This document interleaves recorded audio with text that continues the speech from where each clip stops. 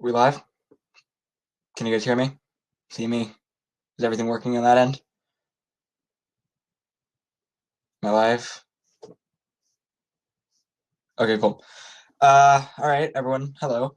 Tonight we're probably just going to be going over everything from period 4, so 1450 to 1750 is the whole period. It's probably going to be around an hour, though I can foresee it being a lot longer because if you guys ask a lot of questions, which I'm happy to answer, and then I'm going to be going through all the content, and so it could take more than an hour. So yeah, tonight we're just going to be going over all the content, answering any questions you guys have, just kind of going through all of that stuff. So let's. First, I just want to see, like, on a scale of 1 to 5-ish, how do you guys feel in period 4, just on all the content in general? 1 to 5. 1, 4. Okay, so we're kind of all over the place. 6. Okay, so we're kind of in the middle. See a lot of 1s, a lot of 0s. That's okay. That's what we're here for. A lot of 3s. Okay, that's good. That's a good starting point, so I can, Noah, 9, perfect. Okay, so let's just jump right into this. I know someone said earlier that they wanted me to say right now what the key concepts were. First, let me just tell you, under the live stream, if you see a little button that says like slides and resources, you can look at the slides as I go through them and stuff. So if you want to do that, you can see the notes that I have for everyone and all that stuff. So let's just let's jump right into it. So I'm going to keep the slides open like this just so I can see the chat every so often. But all right. So first, let's just start by talking about why, like, the periodization of period 4. So, we have these dates 1450 to 1750, but the real important thing isn't just to memorize those dates, but to actually understand why those dates are important. Why are those dates the ends and beginnings of time periods? So first, let's just talk about what's in 1450 that's a turning point that causes a new time period to start. So we see in 1450, we have the classical trade routes are intensified, the fall of the Byzantines, good. Islam spans the entire Afro-Eurasia. The Mongol Empire has been broken up, we know, in the 1300s-ish. That empire rises and then falls in like 100 years-ish, maybe. And we see the Americas are still isolated. And so we still see kind of no interaction or very little interaction between the Europeans and Africans and Asians and the Americas. And then we see interaction start to intensify a lot in 1450. So we see trade intensify and stuff like that, similar to what we've been seeing in period 3. So, continuity there. And then what we'll be talking about basically is the during and by 1750. That's really the meat of what tonight's going to be. So before we get into like all the changes that happened during the time period, let's just first talk about what actually continued. So first off, the classical and post-classical trade routes, they generally changed and intensified during this time period. So is it loading for people, or am I live? I just want to make sure people can actually hear me. People can hear me, or it's loading? I just want to make sure. Okay. Yeah, if it's laggy, that might be just an issue due to connections and stuff. But anyway, so let's just talk about first the fact that the trade routes during post-classical era, they stayed. That's like losing my words here. They stayed and then they intensified during this time period. So we keep the Eurasian trade routes, the Indian Ocean trade routes, the Silk Roads, and the Eurasian trade routes. All these things that you've been learning about all year, they stay throughout this time period. People tend to just kind of see this time period as the Americas and the Columbian Exchange, triangular trade. But you got to remember that these trade routes also stayed in practice. They were still traded on pretty constantly because, there was still trade among China, Europe, Africa, and all around there, Mediterranean, the Indian Ocean, and stuff like that. So that definitely continued during this time period. All right, so the first key concept of this time period is that of globalization and the globalizing networks of exchange and communication. So basically, here, let me just, because people seem to be having stuff. Let me see if my mic's working. I'm pretty sure it is, but can you guys hear me? I just want to make sure. I feel like a lot of people are saying that their sound went. Okay, this is weird. This has never happened before. Anyway, I'm just going to ignore it. So the first key concept is globalizing networks of communication and exchange. So this is kind of the big one of the big overarching themes of this time period. And so here, so the first thing we see are explorers in this time period. We see Spanish explorers and Portuguese explorers especially, which I'll be talking to you more in detail about, but just some of the big ones are Henry the Navigator, who goes to West Africa. We see Columbus, who everyone knows. He goes, obviously, to the Americas. We see the Columbian Exchange, and we'll be talking about that later.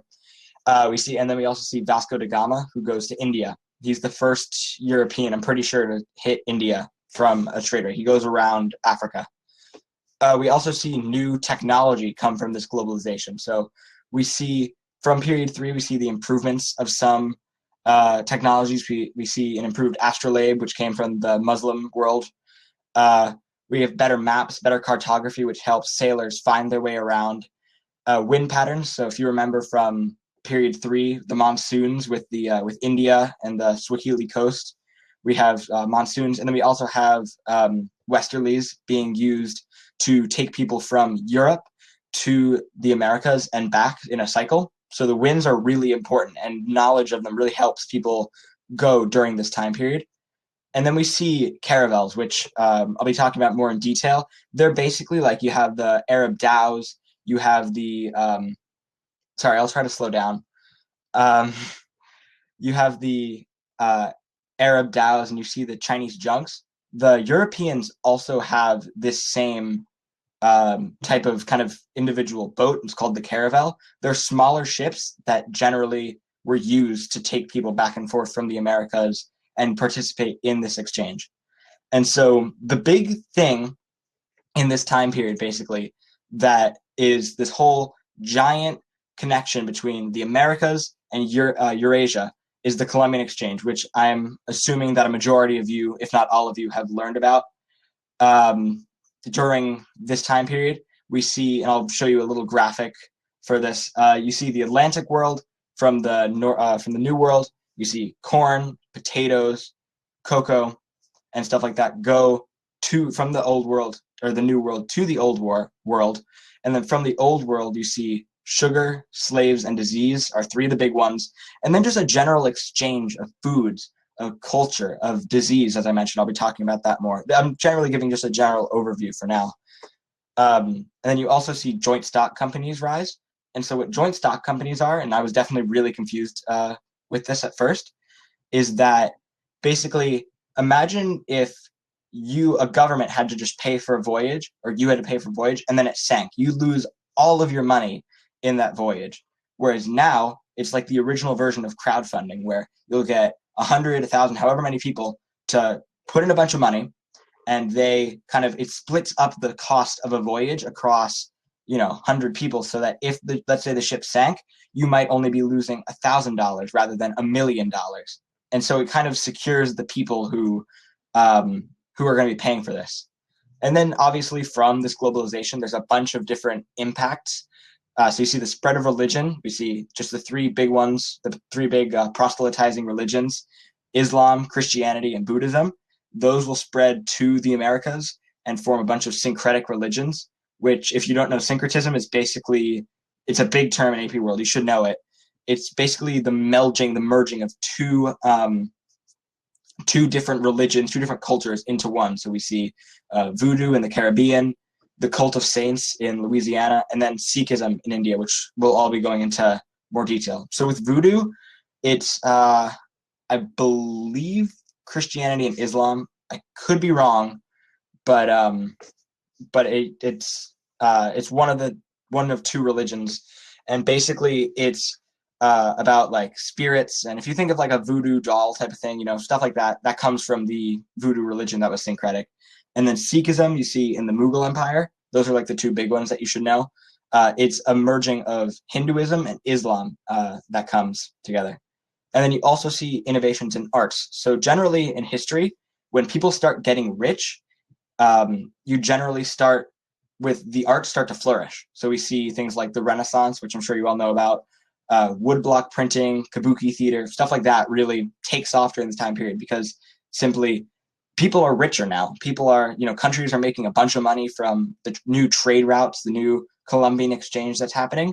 And so the Renaissance starts, and we'll be talking about that later, and woodblock printing and kabuki theater. And so those are all big things. And so now we'll start getting into like the more specific parts that I just talked about.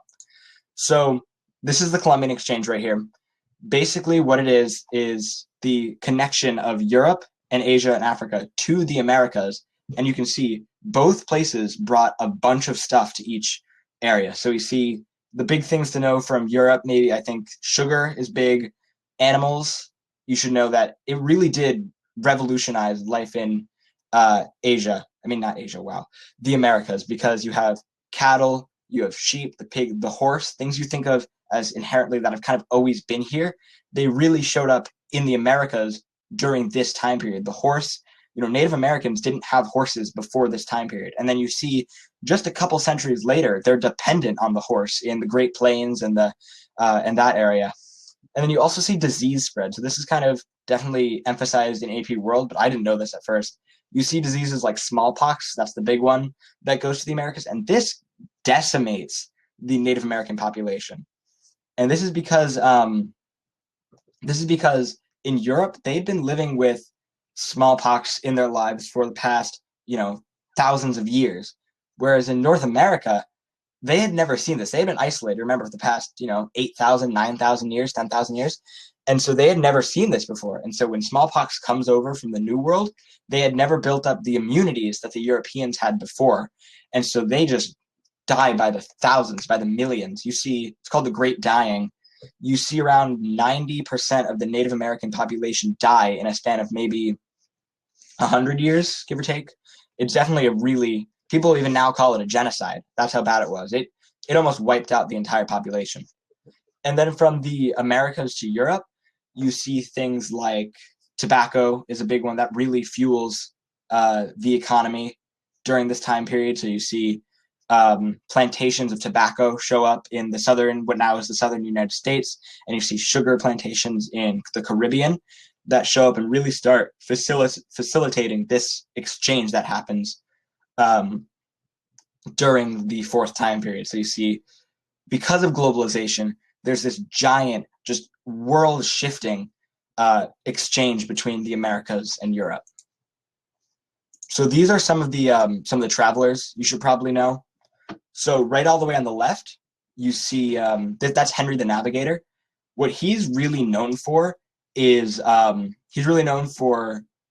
supporting sailing and cartography and stuff by setting up schools of navigation in Portugal. He was a Portuguese prince, and he really patronized the voyages of many, many travelers, and really helped get this whole age of exploration get started. Next to him, I think we all know that's Christopher Columbus. Christopher Columbus, we all know he went from, we all know the famous story where he thought he landed in India and called them Indians, but he had actually landed in the Americas. It's a lot more complicated than that, obviously. Christopher Columbus was his name. I don't know if you're joking or not, but his name was Christopher Columbus. And so basically that's what he's known for. And he's one of the more important travelers, that if there's like one that you're going to know out of all of them, you're going to want to know Columbus out of all of them. He definitely was a very influential person. The one next to them is Vasco da Gama. He was, as I mentioned, the very first, not Native American, the very first European to go from Spain and from Europe all the way to India. And so you see now Europe starts getting involved in the Indian trade routes. And you see them start setting up their joint stock companies, and they're getting into their territory there. And you also see the reason that they went around from Spain and from Portugal, rather than, you might be thinking, why didn't they just, I'll show this map again, why didn't they just go from Spain and walk through the Mediterranean or go through the Eurasian trade route and just go to India from there? The big reason because of that is because, remember, in this time period, the Ottoman Empire in 1453 takes over the Byzantine Empire, and they start really crippling Europeans trade-wise. They are essentially the driving force that pushes them to the West, that really forces them to find new trade routes rather than go just through the Middle East. So that's why, if you were thinking, why didn't Vasco da Gama, Christopher Columbus, just go east to India? That's why, because the Ottoman Empire was in their way. So this is just a map of the major trade route. Sorry, not trade routes. Some of the major um, like routes that these explorers took. You don't need to know these by heart. You definitely don't need to know every single one of those explorers listed. One of the big ones that I forgot to mention because I was talking about Eurasian ones um, was Zheng He. He is really important. He came from China in the early 1400s. It was 1405 when he first made his first voyage, and he basically took these giant boats all around Afro-Eurasia, all the way to, you can see his little orange line there, all the way to the Swahili coast. And so, as it says there, official Chinese maritime activity expanded into the Indian Ocean region with naval voyages led by Zheng He, which enhanced Chinese prestige. Remember, at the end of period 3, China's on top of the world. I mean, the Song dynasty, they're going crazy. They've got gunpowder, they've got, all their inventions, they've got paper, fireworks. And so just Zheng He's journeys really start to enhance China more. The only reason that China didn't stay super powerful during this time period was because in 1433 he was forced to stop his voyages. So almost 66 years, no, 60 something, or 59 years before Christopher Columbus went on his first voyage to the Americas, Zheng He had been long dead already. And so you see kind of that, China was on top of the world, and then you try to, this is the time period when you start seeing China's kind of decline into what they'll eventually become in the 19th and 20th centuries, which is not great. A big part of this globalization movement is the triangular trade. And so I was just talking to someone about this the other day. The triangular trade is really the major trade route in the Atlantic. So, we have the Silk Roads, we have the Indian Ocean trade route, we have the Mediterranean trade route, and then it's not just the Atlantic trade route. It's the triangular trade, and as you can see, it's called that clearly because it forms a triangle with Europe, Africa, and the Americas. And so you see from excuse me, from the Americas, you see things like rum, sugar, really going to Europe, and and sugar and rum going to the Europeans from their colonies. So that's the real reason that they had these colonies. They didn't have those resources there. It wasn't as available in Europe, and so they took colonies in order to ship that stuff in. And you see during this time period a new economic system rise, and this is a really important thing in time period 4. It's called mercantilism. It's essentially the idea that a country will export more than it imports so it can make a profit on its goods and its services, rather than having to buy a bunch of stuff and do that. They're going to sell a bunch of stuff, essentially. So another large part of this is the Middle Passage. So essentially that's just the route that slaves took, and it took millions of slaves across the Atlantic. I'm pretty sure the United States didn't outlaw the slave trade across from Africa until 1808, I want to say. So really all through this time period, slavery had existed before. I really want to make that known. These weren't the first slaves. There had been a Muslim slave trade going on for at least hundreds of years, if not thousands. The only difference was, and you could potentially get a comparison essay on this on the exam, the Muslim slave trade mostly focused on women, and their roles as a slave is much different in the Americas than it was in the Arab world. So in the Muslim world, you see things like slaves doing household tasks and more, cooking, cleaning, more domestic things, and that's why they really had more. That's why they had more women. Morgan, if you're confused, you can feel free to ask a question, or I'm gonna kind of after every key concept, I'm gonna go through the questions and answer those. So if you guys are confused, feel free to seriously ask a question or drop something in the chat about what you're confused on, and I'll be happy to go over that. I'm here for you guys. In what period was this Muslim slave trade? It was continuing during this time period. It was periods 3 and 4 mainly are the big ones. Period 5, I'm not really sure about. It's not really it wasn't as enhanced as the Atlantic slave trade during this time period.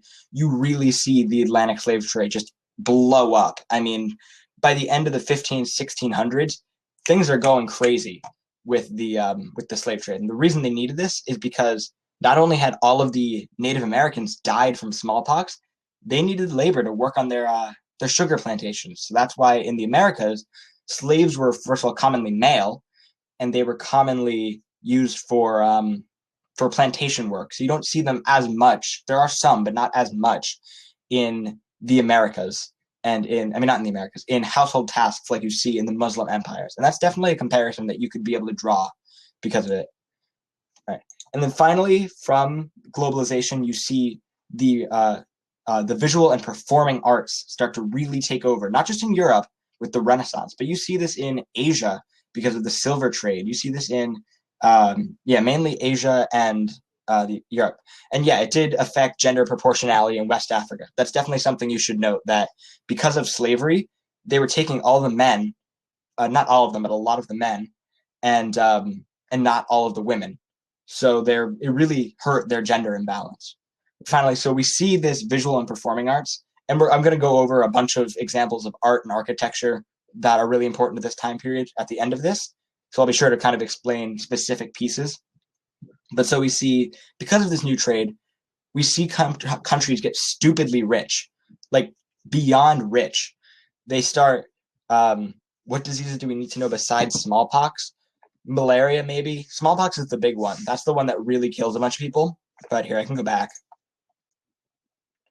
There, like you can see smallpox, malaria, the flu, influenza, the whooping cough, measles. Those are kind of the bigger ones that really killed people. But by no means do you need to have a list in your mind. Smallpox is like, if you're going to know one, smallpox is the one to know. All right. So back to the performing arts and the visual arts. So we see the Renaissance, obviously, in Europe. We see that in the South and the North. So if you're in AP Euro at all, you're going to have to learn about like the specific pieces and stuff. But for this course, you really just have to know that the Renaissance happened. You might want to know a couple of very, little few humanists and stuff like that. And you might probably know people like Da Vinci and Michelangelo and other Renaissance people like that, but you won't be asked very specific things about the Renaissance. The Renaissance is probably more of an evidence point than anything. You also see Ottoman miniatures arise, and those were mainly used as a way of getting power for people. What period did the Renaissance occur? It wasn't a set date thing. It was more like, I'd say, 1450-ish to like the end of the mid 1600s, I'd say. But yeah, period 4 is kind of all you need to know. So yeah, Jillian, thanks for helping out.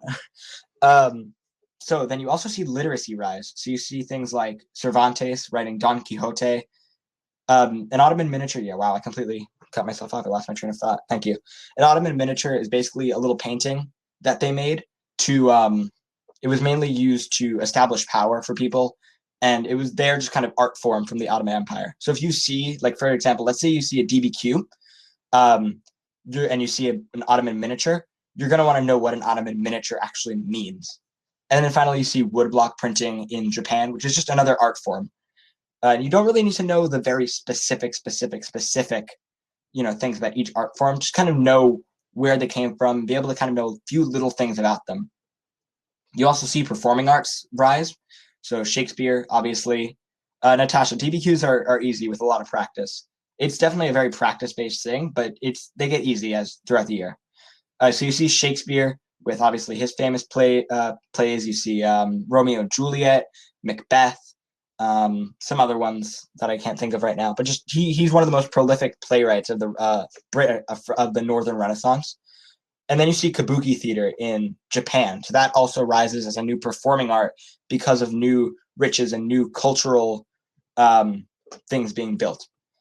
You also see the scientific revolution. So this happens around the same time, maybe a little later than the Renaissance. There's definitely some overlap where you see new scientific theories start being built. And you see people move from science based off faith, based off God told me or God said this, to experiment. You see people start doing things based off, I have empirical numbers and data that prove this. And so you see Copernicus proving his heliocentric theory that the sun is in the center of the solar system, as opposed to what the church thought. You see blood circulation and laws of motion by Newton. Does the scientific revolution lead to the industrial revolution? I'm sure there could be an argument there, but maybe not directly. But there's definitely thought there. So I'm not going to say no. By the way, just from now on, if you have a question, just drop it in the ask a question section, since that's where I'm really going to be answering questions more in depth and stuff, since I'm trying to get through the content on the slides and then answer questions. So speaking of, I'm going to answer the 13 questions that there are now, and then we'll move on to key concept 4.2. All right. Would there be a way to discuss continuities and changes over time, comparing different regions? Yeah, that's definitely a big topic in this time period. You see changes in everywhere, almost pretty much, and continuities pretty much everywhere. And you very well might get something that says compare the impact of the Columbian Exchange on the Americas and on Africa. That's definitely something that you could really see. And so you should know how things affect things differently and how places change and continue over time. All right. How do you study for the periodical in class tests? What technique works best for you? For me, for studying in class, it was mainly just a matter of essentially going through my notes, doing practice questions, and then making sure I understand the material, not just on a, just like a surface level, knowing, oh, Shakespeare wrote this, or, Copernicus did this. You want to also know things based off of the fact that you want to be able to make connections between things. And that's the real big thing with this course. You're not going to be able to do well on the exam if you just know dates, if you just know people, dates, and specific things. Those are definitely really important to know, but more important are making connections between things and knowing how things compare, continuities, changes, stuff like that. And for me, really going through my notes and just making sure I understand things the best. And yeah, like what Kenneth is saying, annotate your notes, draw a concept web. And then when you're studying, do what works best for you. So asking me isn't exactly, if you work best from videos, watch from talking to your teacher, talk to your teacher, so on and so forth. And so really, and it is a skill that you have to build up. So don't think, oh, I can't make connections between these things, I'm hopeless. It's definitely far from that. It takes a lot of practice and a lot of thinking. Some people, it comes easier to others than others, but really, that's the main point of this course. All right. Would you say that the Columbian Exchange and Columbus's voyage were the most important of all period 4 events? I mean, that's a very argumentative question, very opinionated, so take what I say with a grain of salt. I would say yes, but that doesn't mean that, and you're never going to be asked what was the most important thing in period 4. You're going to be asked something like, to what extent was blank a turning point in world history? And so I would say the Columbian Exchange was really a giant turning point, and that's why I would say it's the most important. But it could be argued. All right. The expansion of European maritime empires. Yep, so that's definitely something that happens during this time period. You see countries like the British, the Dutch, the Spanish, and the Portuguese. Those are the big 4. So we see the Spanish and the Portuguese take over the Americas, and then the British and the Dutch, they go to India and they establish their joint stock companies, which is what I was telling you about earlier. So they established the British East India Company and the Dutch East India Company independently. Sorry, I'll try to slow down. I know I kind of tend to ramble. All right, so I'll start over. So basically, European maritime empires, they, such as Spain and Portugal, those were the 2 ones that really took over the Americas mainly. So they went on their ships, they went over, and people like Hernan Cortez and Pizarro, they were the ones who conquered the Americas, the Andes, the Incas, the Aztecs, and they were the ones who established their empires using specifically, and if you've ever read Jared Diamond, using guns, germs, and steel, really, in order to get these empires to fall. So basically, they had guns, they had smallpox. They were really, it was an unmatched, it was not a fair match. And then you see places like the British and the Dutch, they take the opposite route and they go to India. And they essentially, what they do is they establish their joint stock companies there so they can start disrupting the European trade and the Spain and Portugal. They start having the Indian Ocean trade with Europe. So they start really starting to get in there.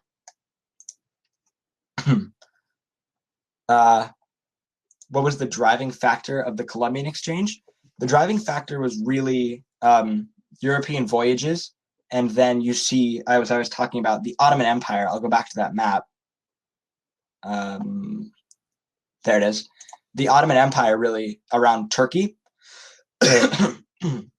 they start to push the Europeans westward and start to really block off trade, and so they were forced to go west. I'll drop the slides in the link to the. I have a folder basically of a bunch of notes, a study guide, and stuff like that. If you click on the green button under there, you can see the slides. And if you can't access it, if you get like click to ask for access, it just means that if you're logged into a school account, it just means that they don't take outside sharing. The driving force was mainly the Ottoman Empire pushing them out. All right, so let's start getting into key concept 4.2, which is, in my opinion, my favorite key concept. And so this is the new forms of social organization and modes of production. So this is really, we've globalized, new empires are established. Now what? What happens when the Europeans go over to the Americas and encounter these Native Americans and encounter, and slavery starts and stuff like that.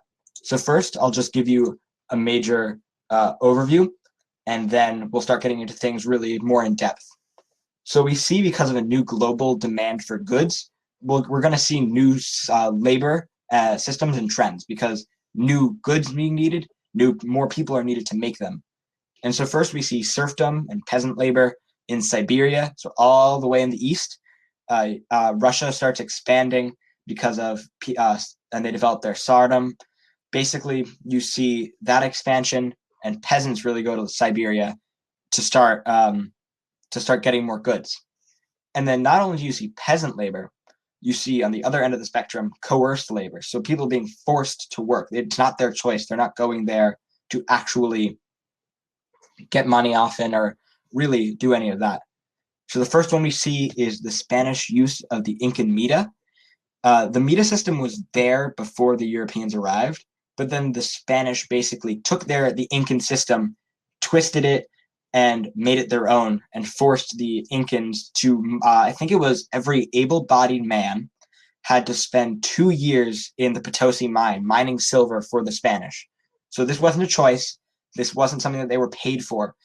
The Spanish basically said, either we'll put you in prison or mine for us, work for us. This wasn't a choice.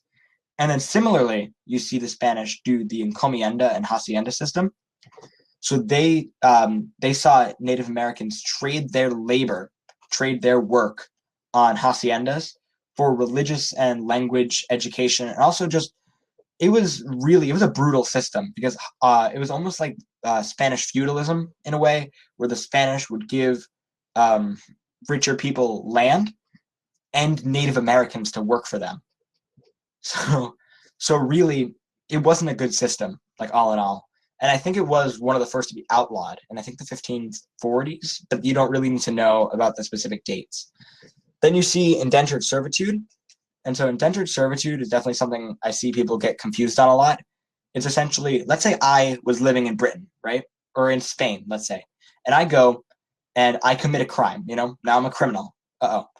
So now I can either go to jail and I can, rot in prison, or I can sign an indenture with, and I'll go and work with someone in the Americas for, it's typically 7 years, 7 years.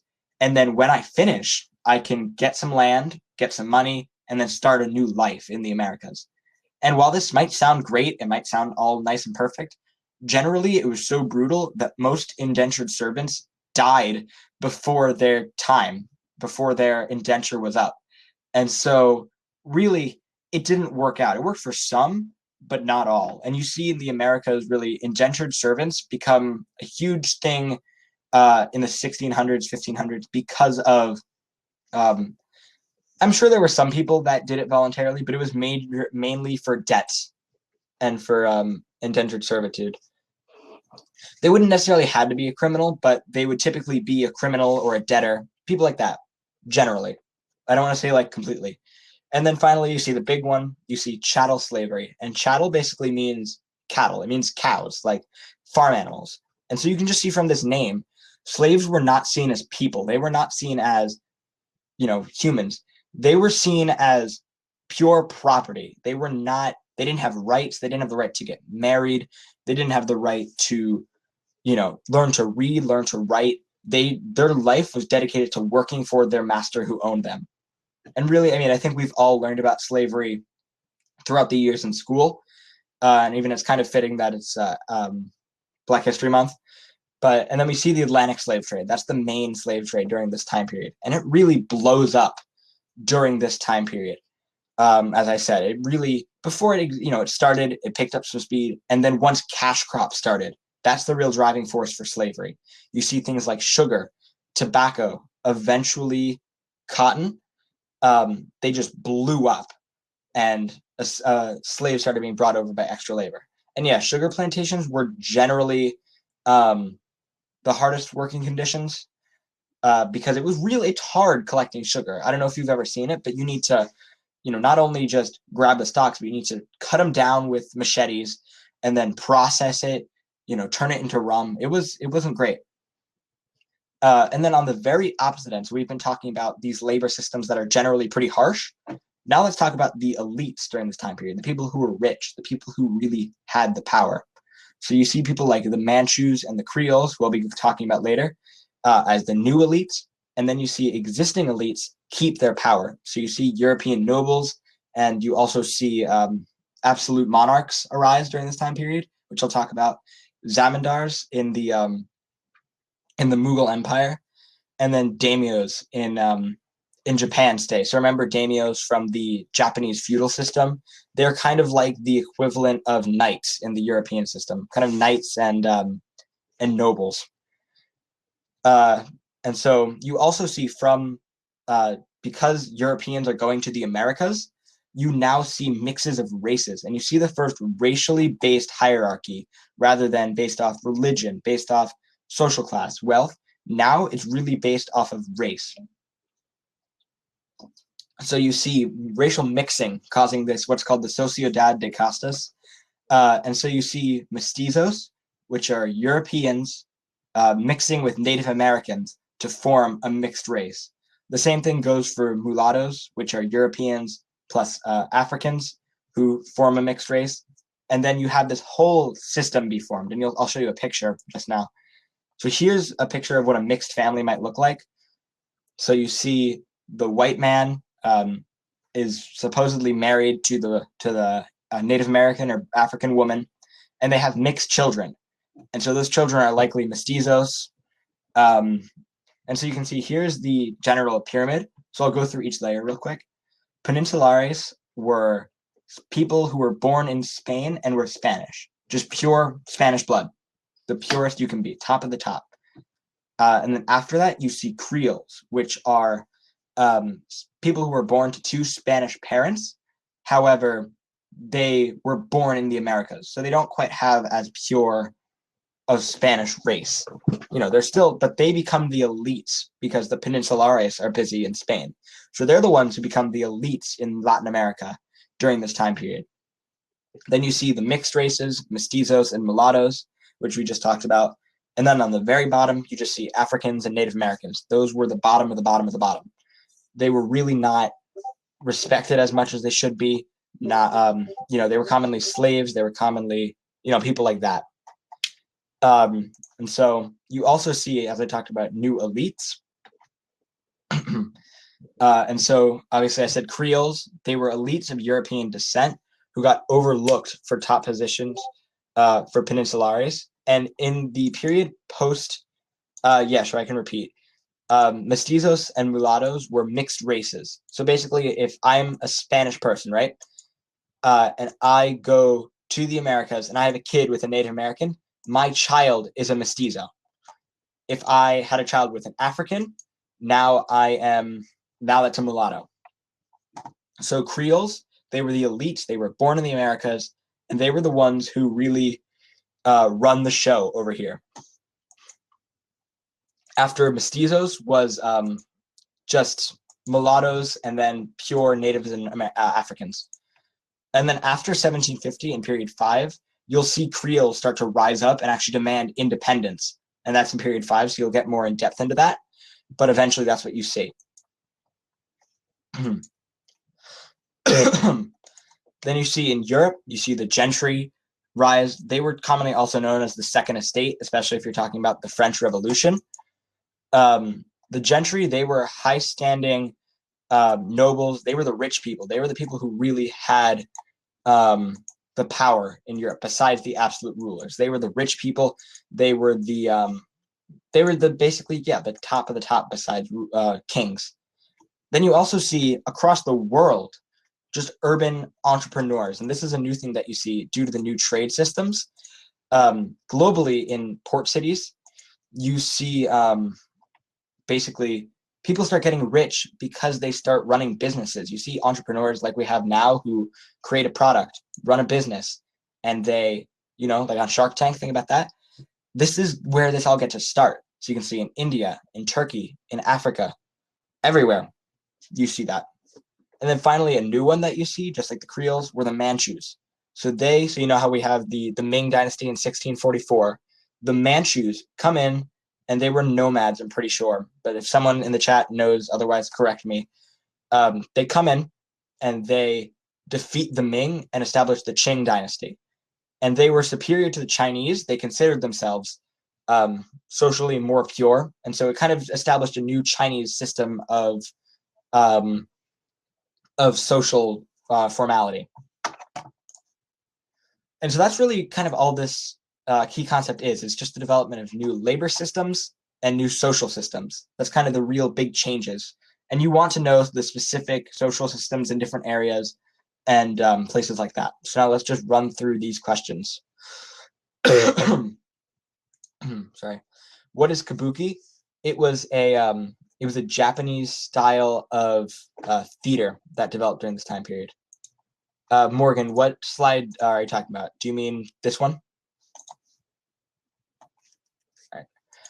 All right. Okay, cool. The rise and fall of gunpowder empires, we'll be talking about that a little later. I should probably not have clicked on this question. So let me just, I'll get that later. Were slaves treated as badly in the Muslim slave trade? I don't believe so. I think it was crueler in the Americas. I'm not too well read on the Muslim slave trade. I kind of only know about the fact that they were more domestic. But generally, when you think of the American and Atlantic slave trade, think cruelty. Even on the slave ships, people were head to toe on these giant ships. So yeah. For the essays, how did you best prepare for taking them on the test or even in class?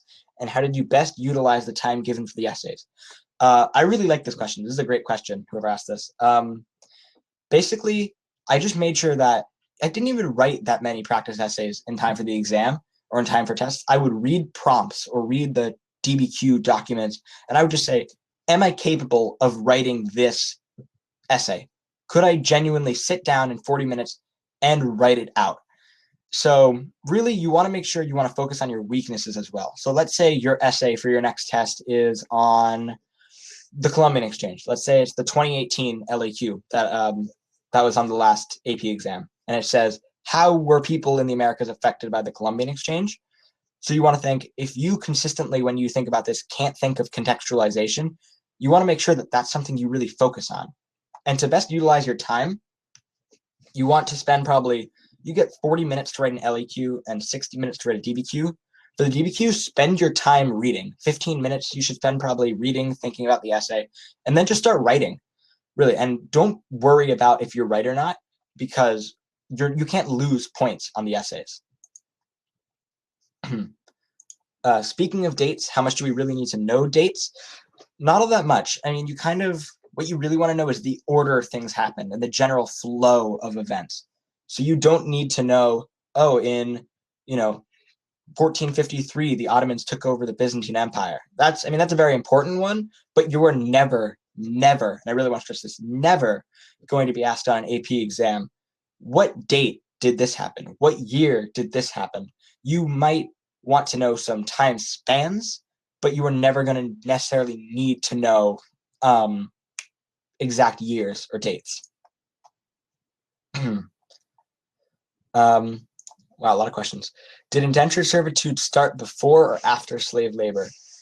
I'm not sure if there was a particular order either. It's definitely not important. You don't really need to know the order that these things developed. Just know that they all kind of were working together at this during this time period. So yeah, I can't really answer that, so I'm sorry. Where and by whom was tobacco grown in the Americas?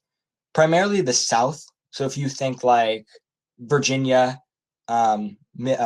Maryland area, North Carolina, South Carolina, that general area, the South, where it's like, it's hot, it's humid. You get these really, really hot areas that are really perfect for growing cash crops.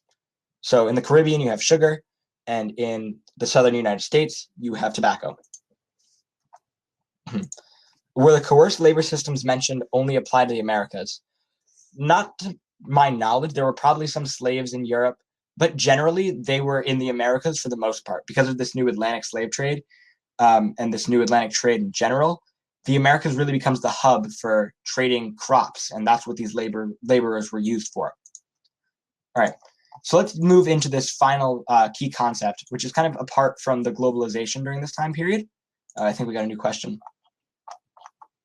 And some of these I kind of have skipped over because they're not specific to this, but I'll answer all the questions by the end, so don't worry. All right, so key concept 4.3. 4.1 and 4.2 we're all talking about globalization, right? They're all talking about the Americas connects to Europe, what happens, what are the changes, what are the continuities, stuff like that. So this key concept 4.3 is all about how states consolidated their power. How did people really keep their power during this time period? And so we really see during this time period, and I'll just give you a general overview, this key concept is all about power. So maintaining power, who has the power, and competing for power. So those are the three kind of like, if you're doing an outline, those are the three like bullet points for this key concept. So first, the main ways that someone maintained power during this time period, you have the arts. So you have architecture, court literature, paintings, and I'll show you some really specific pieces of this as illustrative examples that you can know. But generally, arts were really commonly used by almost universally across to kind of paint their rulers as these godly figures. And speaking of godly figures, we see religion also really be about maintaining power. So we have the divine right in Europe. Basically, if you're going to think of one guy, think of Louis XIV. He was so enthralled in divine right. He believed that he was given this God-given right to be ruler. It's not, it wasn't about the other people. It was about him being the only person who has a right because God said that he could. And essentially, you see, and he was so into this that he literally called himself the Sun King. That's how, like, kind of, you think it almost like extreme narcissism, but that's what it was, really. And then finally, during this time period, you also see human sacrifice for the 40 such on years that the Aztecs survive. You see them really say, we were given by the gods. We need one of you to sacrifice your heart. You have like the beating hearts that the Aztecs have. And then they really use that to consolidate their power when you think about it. People thought, if I don't like these people, they're going to sacrifice me to the gods. And then you also see bureaucracy, governments using the government to really consolidate their power. So one, which is a big continuity in China, is the Confucian-based scholar gentry.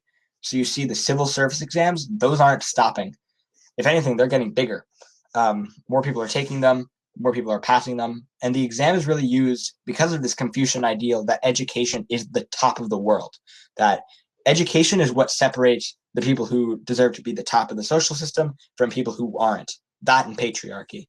And then you see the Devshirme system in the Ottoman Empire, which is essentially where the Ottomans would take Christian boys, take them to their empire, convert them to Islam, and force them to learn Islam and to fight in their army and to be their nobles. And so that was a way that they really helped their empire to consolidate their power. Speaking of power, it's really important in this time period to know who has the power. So we have two types of empires that developed during this time period. We have the land empires and we have the maritime empires. And so with land empires, we see the Manchus in China. They're the Qing dynasty. We see the Mughals in India. They're one of the gunpowder empires, along with the Ottomans. And then we see the Russians. You also see the Safavids, who are in Iran, but they're not quite as important in the course, but they're definitely worth knowing. And then the maritime empires, you just think of your European countries. You have the Portuguese, the Spanish, the Dutch, the French, and the British. So the Portuguese and the Spanish really start taking over land in the Americas, whereas the Dutch, French, and British start to take over islands in the Caribbean and in India. So they develop their joint stock companies, the British East India Company and the Dutch East India Company. And finally, you see competition. Obviously, everyone wants the power. Yeah, Alizar, if you ask a question about it, I'll go over the fur trade and Russia and Siberia. So you see competition for trade, as I was talking about, the Ottomans versus the Europeans, the constant battle, who's going to be able to have the most money by the end of this time period. And obviously this is what pushes the Europeans to the west, that pushes them to the Americas. You see state rivalries. So you see like the 30 Years' War and the Ottoman versus the Safavids. So you see the Ottomans were Sunni and the Safavids were Shia. And so you see them have this clash in the Battle of Chaldiran. What were the names of the joint stock companies? They were the British East India Company and the Dutch East India Company. And then you finally see local resistance. So you see things like peasant uprisings. Wasn't also religious war. Yeah, it was religious war. Yeah, there were some. I'm sure I think the Crusades were going on during this time period a little bit, but it's not as big. And then you see local resistance happening. So you see samurai results. You see peasant uprisings. You see things like that really rise during this time period. So let's start getting into these really bigger. So here were the religious ideas to legitimize rule. So you have divine right, which we were talking about, where European monarchs, they answer to God. So not parliament, not nobles, they themselves. It's almost like a dictatorship. You also see Shiism. So the Safavids were the largest Shia state in history, and they forced conversion. So basically, they forced people to be what's the word? They forced people to be in their empire and be wow, I'm really losing my words here. And they had a divinely appointed political religious leader. So you see a theocracy build in this empire, similar to how you had the caliphs before. Here's where you have more theocratic leaders. You see Aztec sacrifice. So they're vassal states, because remember, the Aztecs were tributary. People had to pay people so that they could pay tribute to the Aztecs in terms of giving sacrifice to the gods, to their, to the sun gods and all that people. You see in the Songhai Empire, you see Islam being used to promote trans-Saharan trade and learning. So you see things like Timbuktu, and they were taught obedience to the king. So that's really Islam being used to tell people, your king is holy, your king should be respected. And then you see Confucian ritual. So you obviously see the scholar gentry stays around, and those type of people stay around, and they really are the ones who still run the show in the bureaucracy in China. You also see art and architecture, which we'll really be going into. You see the Ottoman miniatures. So it had royal workshops that made depictions of sultans and their daily lives. And so this really helped to kind of portray them as both normal people and as royal figures. It shows their glamorous lifestyle. Whoa, don't you wish you could be here? And similarly, you see the Qing imperial portraits. So you have the image of the emperor really being used carefully. You want to portray the emperor as a perfect being, as someone who is as close to all-powerful as possible without getting on the people's nerves to the point where they revolt. You see Mughal mausoleums. So things like you see, mosques and mausoleums, and they projected to the world this monumental architecture being used to show the rest of the world, hey, we're better than you. We have this money, this wealth, this power, and it blended a lot of Islamic and Indian styles. And then finally, you see European palaces really rise. So I'll be showing you a more detailed picture of the Palace of Versailles in a bit.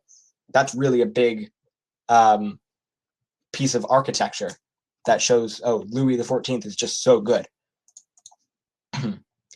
So here's a map of the land empires during this time period.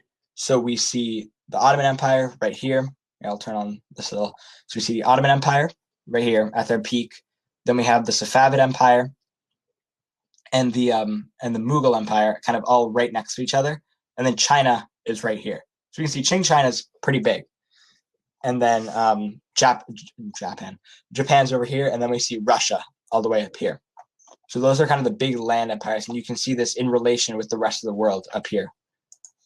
So that's kind of, that's period 4, really.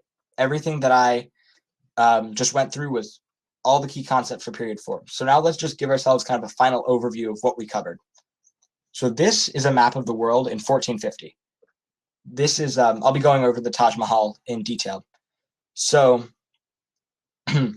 so basically, this is 1450. This is before this time period starts. You can see there aren't many empires in the Americas. We just have the Aztecs and the Incas.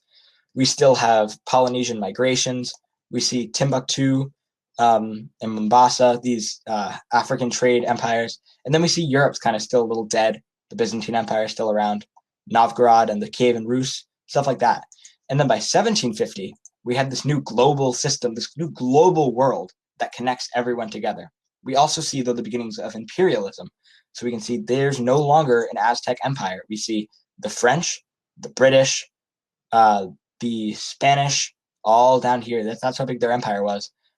Then we had the Portuguese over here, little bit of British territory, not much.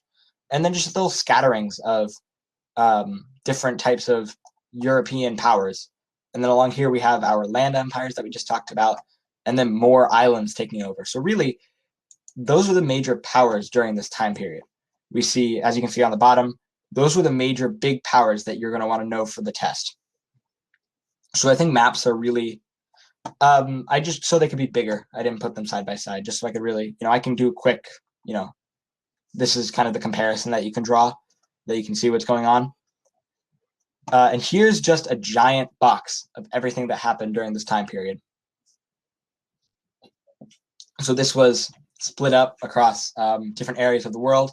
And you can see like just these giant bars of Portuguese Empire, Spanish Empire, French Empire, British Empire, Spanish, Dutch, Portuguese. These were the major powers. You don't have, like you saw before, a bunch of different kind of scattered around little empires. You see these major, giant maritime empires grow to their fullest extent. Yeah, Jeremy, you're right. Better defined states are being grown rather than little tiny, collections of societies. You see empires now, real, true, imperialistic European empires. All right. So now we're going to be talking about a little bit of art and architecture. So essentially, we see, so we're going to be going through just a bunch of different notable pieces of art and architecture that are relevant to the key concepts. All right. So this first one, can you guys name this, what this is called? I'm just kind of curious. School of Athens. Yep. That's what this is. All right. Oh, I just realized I forgot to go through these questions. All right. We'll put this on hold for a sec. Let me go through these questions. I'm dumb. All right. I'm trying to find like where I left myself off. There we go. Are the Aztecs, Mayans, and Incas period 3 or 4? Mostly period 3, but they're relevant in period 4 to give us some context. What were the 4 gunpowder empires? It was the Ottomans, the Safavids, and the Mughals were the 3 big ones. I don't know if there's a 4th. There's not one that I know of. All right, that seems to be the only ones that are relevant that I can answer right now. And then I'll answer the rest right at the end. Yeah, this is definitely going to go over an hour. All right, so here we have the School of Athens. And this painting really shows the fact that the Renaissance wasn't just an art movement. It took from classical ideals from the period before. So we don't see any more, medieval art. We see stuff like classical Greek ideas coming back. So this is clearly a painting of blatant, it's Greece. I mean, you see people like, we have down here, I think up here is Pythagoras. We've got, I believe this is, they're two famous Greek philosophers. I'm blanking on their names right now. If someone knows them, let me know. And so you can really see how classical ideals are being pulled. All right. The same goes for this painting. This is the Birth of Venus. This is another Renaissance painting that essentially it shows classical ideas. So you see, Plato and Aristotle. That's what it is. I'm pretty sure. Thank you. Okay, so you see the new classical ideas really come into fruition, that these Greek myths really start being portrayed through the art of the Renaissance. And so here we can see a comparison between, on the left, we have a piece of medieval art. On the right, we have a self-portrait by Durer, is his name, I think. And so we can really see that, first of all, things start to get more sophisticated in terms of the style. We see on the left, we have more simpler shapes, more not much shading, stuff like that. And on the right, it almost looks photorealistic. You also see humanism develop. So you can see before, over here, it's an entire group of people. And over here, this is one guy. And even you can see, if you look closely enough, he looks like Jesus. He painted himself to look like Jesus. So we see this this emphasis of the individual grow during the Renaissance. All right, here is some African art. You can see here from this cross, Christianity permeated into Africa during this time period mainly. You see Christianity start being developed and push out Islam to an extent. There's still Islam in Africa, but it's there. Christianity really starts to make an entrance. And you can really, when you're looking at African art, there's really a couple of things that are really noticeable. You see, I tend to notice a lot, like long necks, long faces, stuff like that. It's really pretty noticeable when you have a piece of African art. But yeah, really the main thing I want to put here is Christianity in Africa. All right, so this is a painting of Ieyasu Tokugawa, or it might be swapped. He was a Japanese shogun, and his empire was really important because it closed off its borders. He was really the definition of isolationist. He would only allow the Dutch to show up at one port at specific times, just then and there. That's it. And so really something that's important about him is the fact, first of all, it represents a continuity in feudalism in Japanese history, but it's also their economy. You're going to see them develop into this new economy in period 5. The title of 27. This is the Birth of Venus. That's what it's called, the Birth of Venus. All right. So here we see some noticeable pieces. So these on the left, you see St. Patrick's or St. Basil's. It's St. Basil's Cathedral.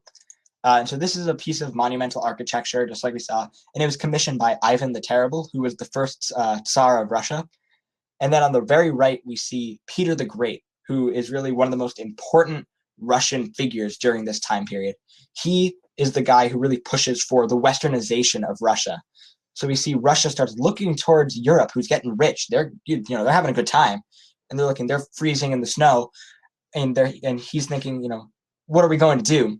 And he steps up and he says, we're going to westernize. We're going to become like them. And so what he does is, and it's a pretty cool story actually, he disguises himself, goes to Europe, and learns shipbuilding on his own, just out of nowhere. This guy just learns shipbuilding. And so he comes back and completely rebuilds the Russian Navy to become, and they really establish a large naval power, and they start trading, they start getting wealth. And you can even see, if you saw this guy in a painting, you would not think he was a Russian. You would, by all means, think he was a European. And that's because of it. He developed haircuts, and he really wanted everything to be European. So that's really the importance of Peter the Great. And if you want me to go more in depth, you can ask a question. I'll be happy to talk about the expansion of Russia. It's pretty interesting. All right, here, I know someone was asking me to go over this. This is the Taj Mahal. And so essentially what this was, and there's a note down here. Yeah, this is an example of a mausoleum. Yeah, Peter forgot to try to fix the serfs. He was also an alcoholic. It's a nuanced issue. So basically, this is a mausoleum built by Shah. What was his name? Shah Jahan, and this is a tomb essentially for his wife. So it's a monument, and you see this. You know, when someone in your family dies, you might mourn. You might get them a nice gravestone, stuff like this.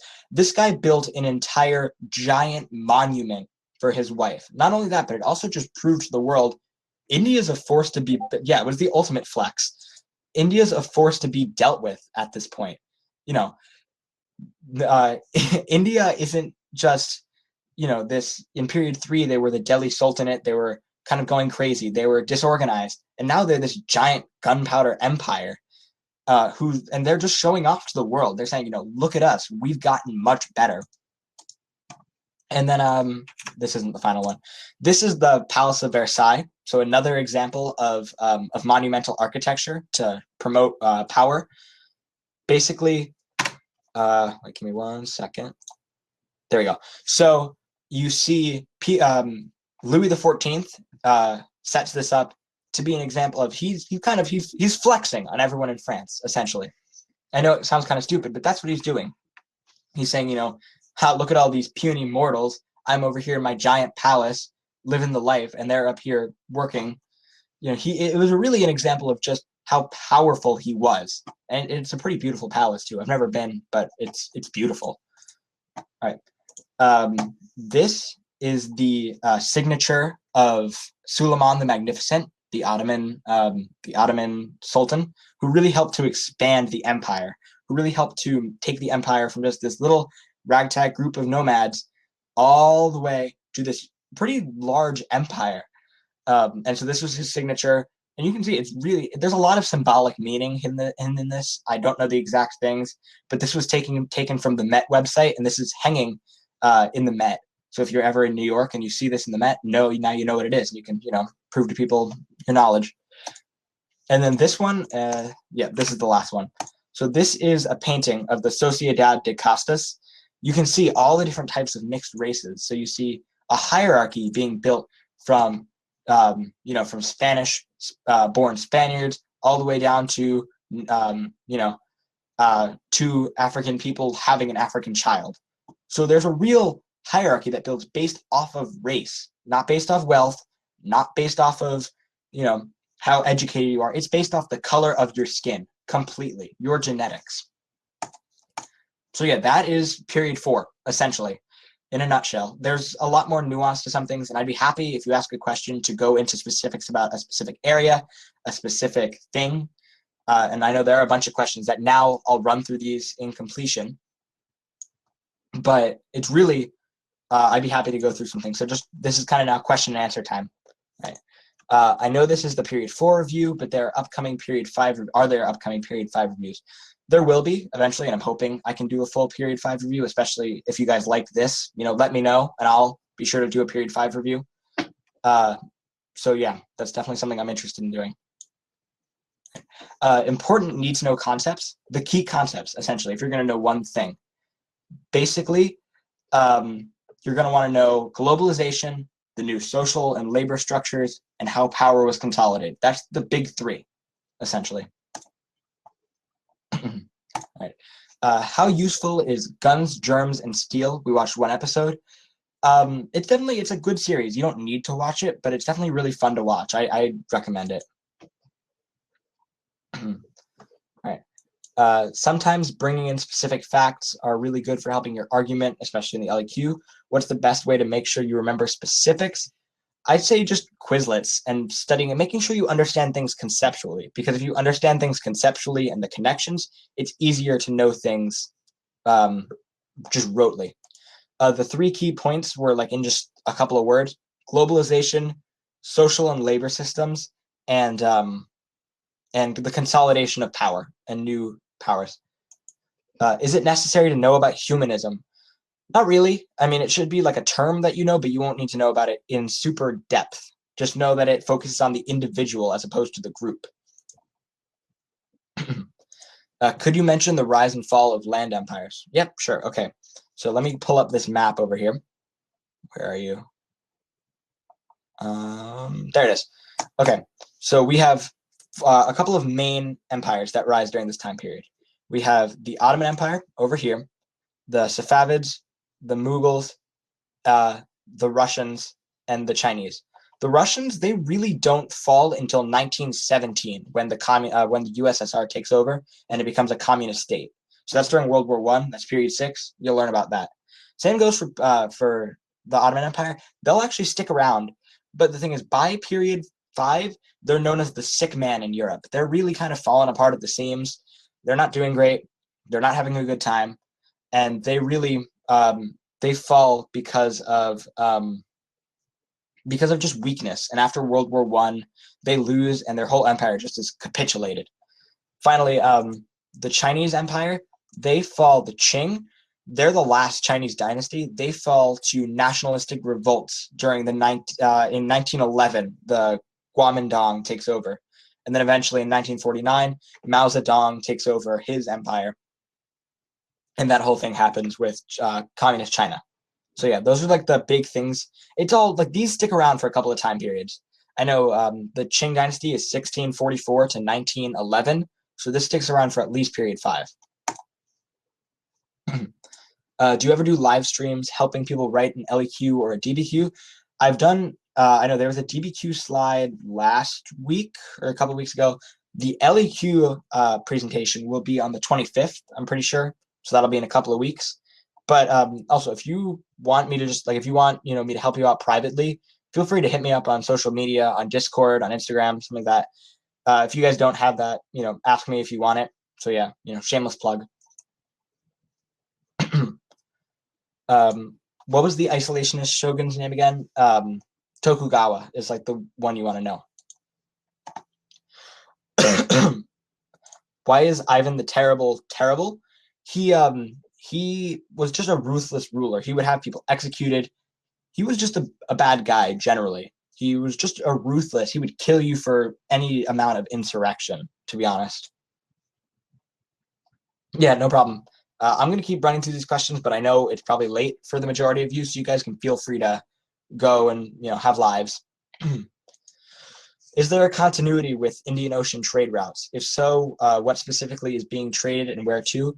Yeah, the things being traded generally stays the same. Spices, stuff like that. The only change that you see really is the European involvement now. So you see Europeans go, they come all the way from up here in Europe, they go around Africa, and then they show up around here and down here and around Calicut and the major trading cities. And they're the ones who really, really take over eventually. This is the reason that this empire falls, because the British eventually show up and say, you know what, this is ours now.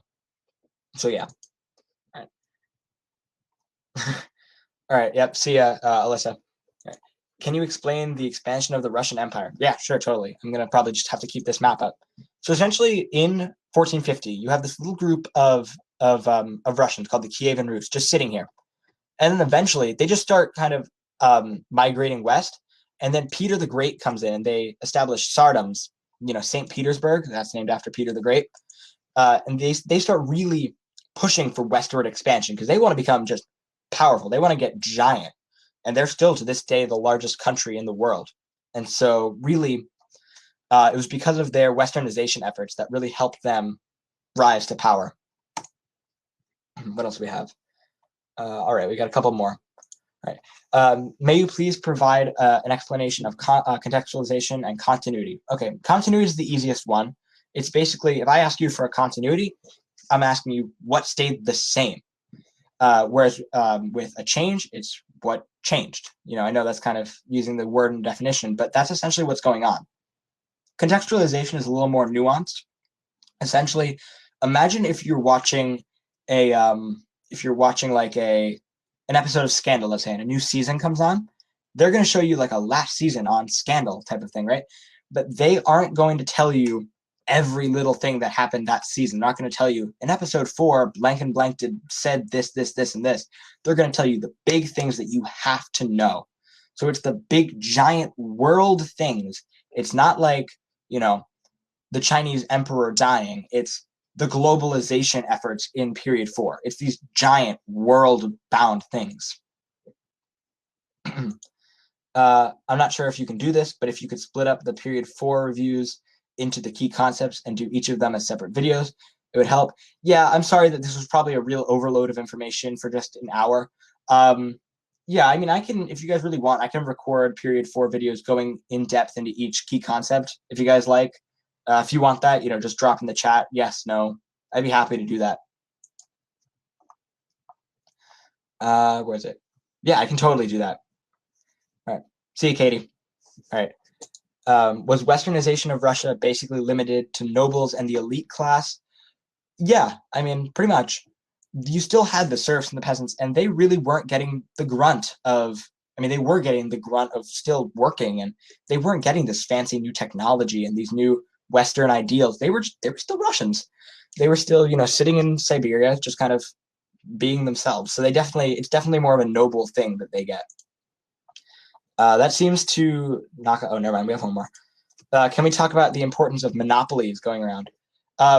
Yeah, sure. I mean, I'm not too knowledgeable on specific monopolies and stuff like that, but we definitely see kind of trade being narrowed down from a bunch of different states to, as I was talking about, a few different companies.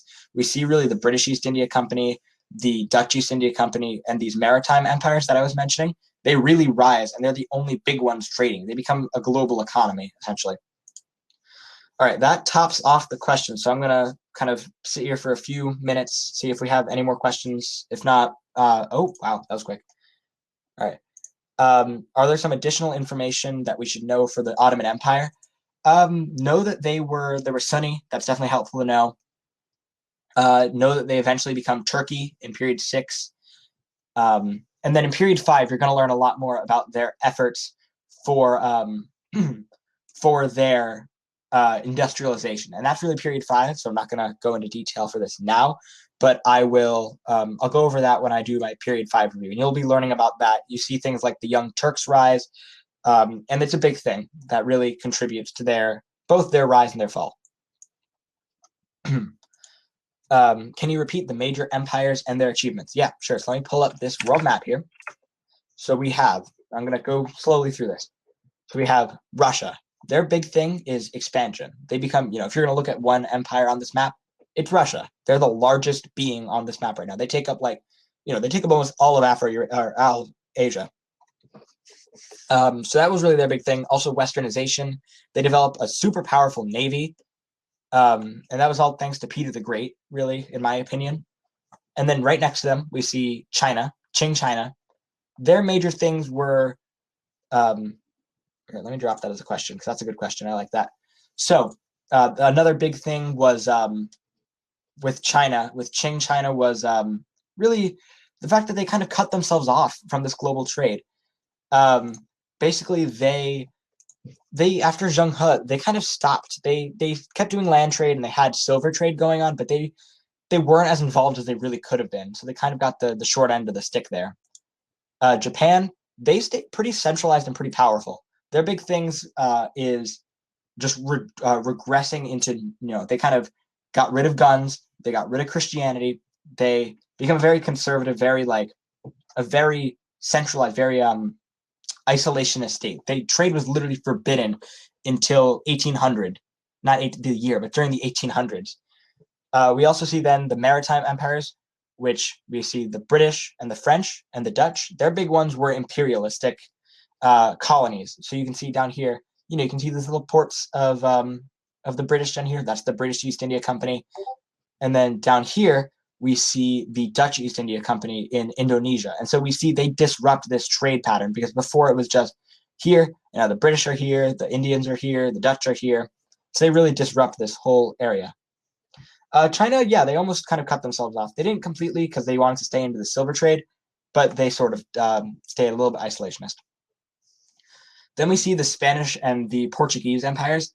The big thing with the Portuguese Empire that you see also, they take a lot of forts and stuff along the western coast of Africa. Not enough to really be shown on this map. They can kind of be over here. And they facilitated the slave trade a lot.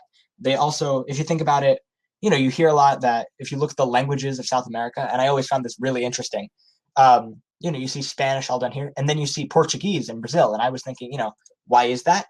This is why. Because you see, they they were Portuguese. They were Portuguese subjects for, until they became independent. And then the Spanish, their big things were, the reason that they went is they were looking for God, gold, and glory. Those were the three motivations for going there. So we see God, they want to spread Christianity. That was their big thing. Gold, they wanted riches, and glory. They wanted to be the best that they could, the best empire in the world. And this goes back to their power struggle. And then we see things like pirates, also competition over trade routes, imperialism, stuff like that. So that really is kind of just a big thing across the world. Right. What is a monopoly? A monopoly is basically where if you had a free market, right? So like how we live in a free market society, if a business, so think like the College Board, they're the only people who offer college courses in high school. You can't really think of another one that's at least popular besides maybe IB, but it's not really the same. And so they're allowed to kind of abuse their consumers as much as they want, because what are they going to do? Go to another business? There isn't another business. So that's kind of what a monopoly is. I was just wondering, when did you start studying and how did you take notes? I started studying probably around March-ish. We did a mock AP. I remember it was April 20th of last year was our mock AP in school. And then and then I would go over things and I would write essays and I would write DBQs. And then in the end of April, I took another mock AP to see where I was weak. And for that last week, I kind of just grinded out. But my one suggestion, and I feel like a lot of people don't do this, the last night, do not cram. What you don't know that day, you won't know tomorrow morning. And so really, you want to know everything before the day before. You should, when you get home, and I'll tell you, actually, I'll just tell you what I did. I got home from school on May 16th, the day before the AP exam, and I took a nap. Literally, I got home and just asleep. And then I got up, I played video games, I had a good night, I was in bed at 9, and then I woke up and I walked to the bus stop and I took the exam, well rested, with a good breakfast. I know I'm kind of saying the things that everyone says, but it's because it works. Yeah, sleep. How old are you? I am a sophomore, so I am 15. How's AP Chem? It's good, going well, getting good grades. Yeah, that seems to be all the questions for now. Does anyone else have any other questions about this? I'll drop my social media just in case you will have a question, about all this stuff. Yeah, I took AP World as a freshman.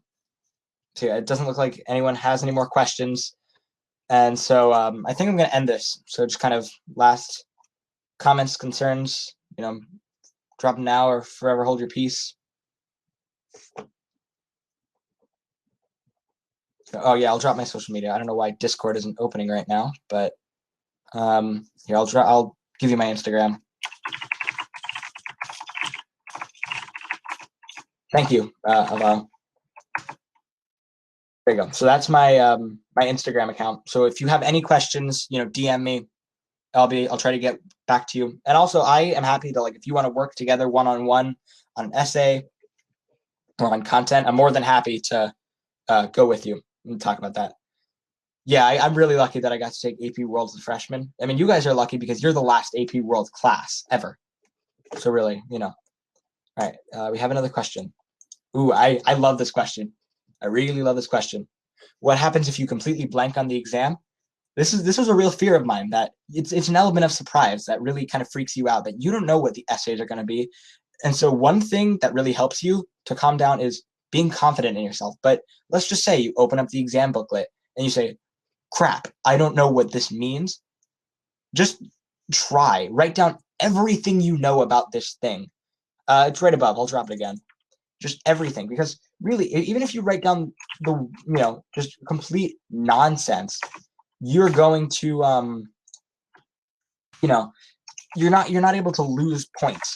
You're just going to be able to, you're only able to gain points. By the way, that slash isn't part of the username. I just can't send the same message twice.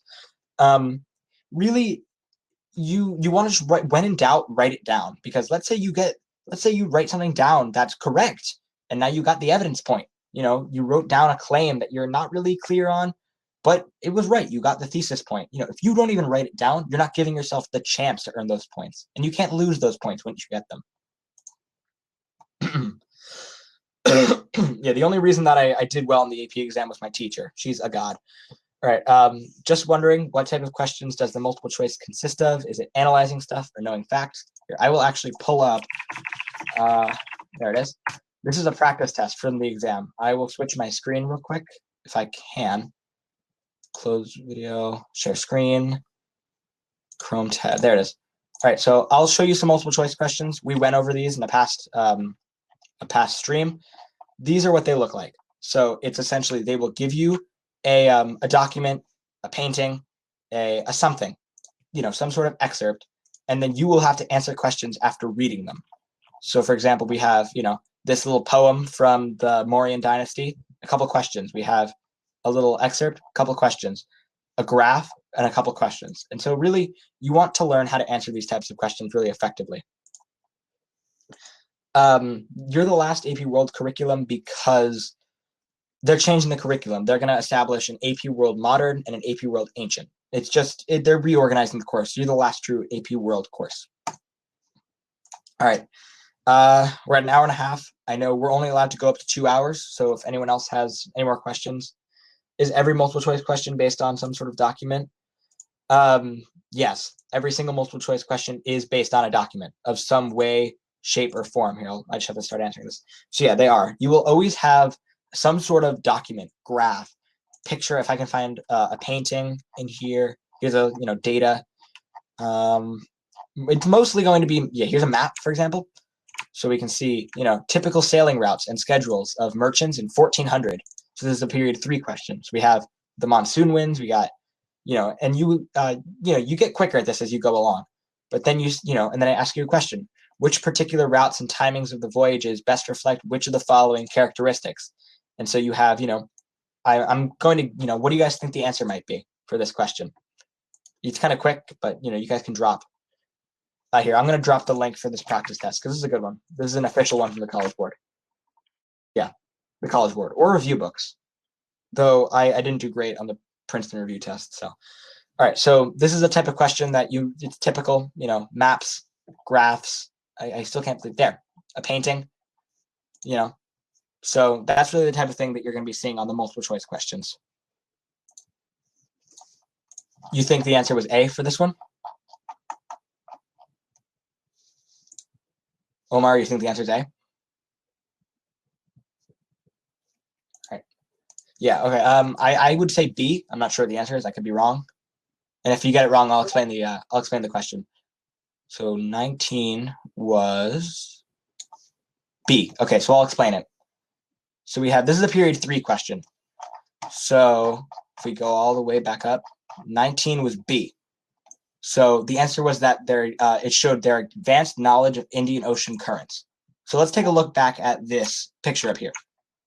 So we have these trade routes, and you can see the patterns of their trade routes. That you can see they have their outbound in November through May, and they return October through May, and they have this calendar-based system. And so they use the monsoons, and that's how they got around. So that's why that question is B and not A. But I can see why you might think it's A. Yeah, read all the answer choices. All right. Any recommendations for resources? Mr. Lassiter is great. He has a good YouTube channel. Crash Course World History. Get a 5. In fact, I'm going to drop something that I should have dropped hours ago. It's I developed basically just like an ultimate review, not packet, but an ultimate system with of just a bunch of resources and stuff. It's just a folder full of outlined resources, a list of stuff. And so that's really my recommendation, to use that to your advantage. It has guides, it has lists of sites. It's really good, in my opinion. How specific do you have to study the content? You should know people and stuff. It's helpful to know, but at the same time, don't go crazy. Don't think I need to know every year and every person. No, you need to know trends and connections and comparisons and skills. That's the big point of this exam. They're not testing you on how well you can memorize dates. They're testing you on how well you can analyze world history. And so really, you need to know specific things for evidence points, but not to the point where you're cramming your head.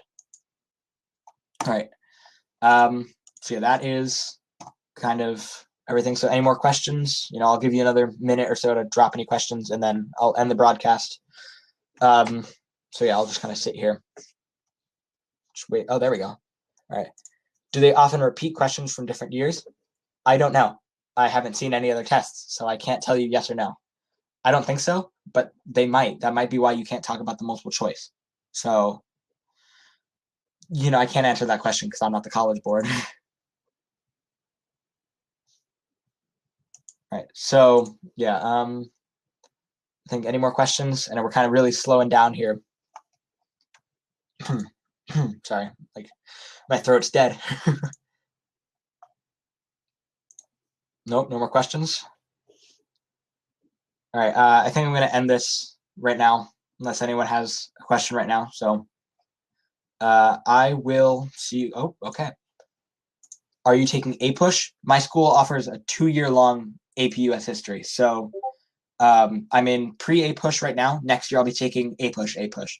So we're doing APUSH periods 1 through 4 now, or no, 1 through 5, and then 6 through 9 in 11th grade. APUSH is AP US history. All right. Oh my god. Oh my god, I feel really bad for teachers after this. My throat. All right. What was the thing about the extra points on the LEQ and DBQ? Okay, they used to have what was called the expanded core. It really wasn't, it's not a thing anymore, but it was just kind of for people who went above and beyond. Yeah, it is a weird system. Our school's doing a lot of reform around our schooling, so yeah, APUSH has so much more. Yeah, but I mean, it's really nice actually because the workload's a lot less. Have you used the Worldopedia? And if you have, would you say it generally helped? I used it a little bit. I didn't use it as like a dead set, this is the correct stuff. I mean, it was correct, but I didn't use this as like my main study guide, especially because it's still a work in progress. But it definitely offered some really good information, and it was good for just reference, like Wikipedia. I mean, you didn't use it for dead studying, but if I wanted to know, a specific key concept or something, I would go to AP Worldopedia. All right, back at square one. Just give you guys another minute or two. Drop any questions you have. And then if it gets to like, an hour 45, which I don't foresee this happening, or an hour 50, I can start a new session if it goes over 2 hours because that's our limit. So any other questions, comments, concerns?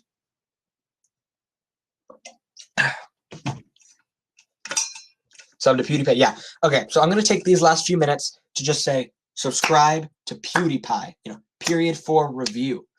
So yeah, that's kind of the main thing, that if you're going to take anything out of this, subscribe to PewDiePie.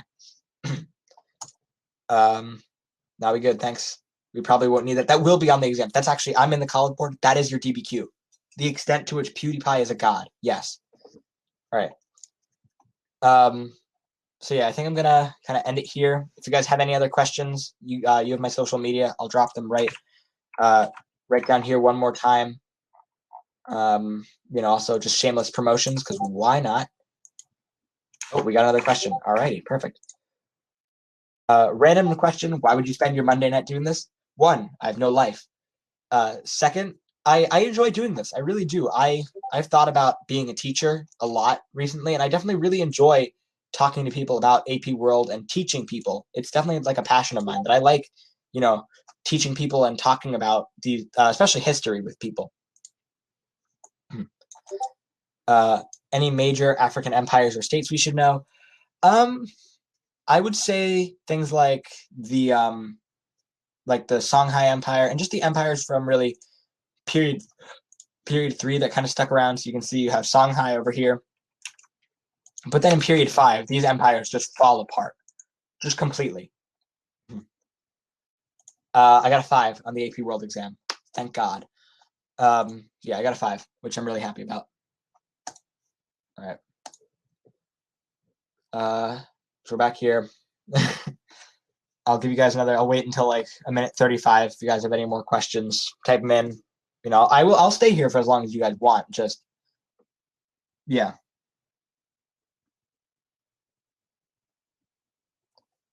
Any other questions? Nope, not that I'm seeing. All right, I think I'm going to end this then. it was great. I hope you guys learned a lot about period 4. Hope I helped you guys out. If you guys have any questions, hit me up, send me a message. I'll be happy to talk to you about whatever your issue is. And so yeah, have a good night. See you.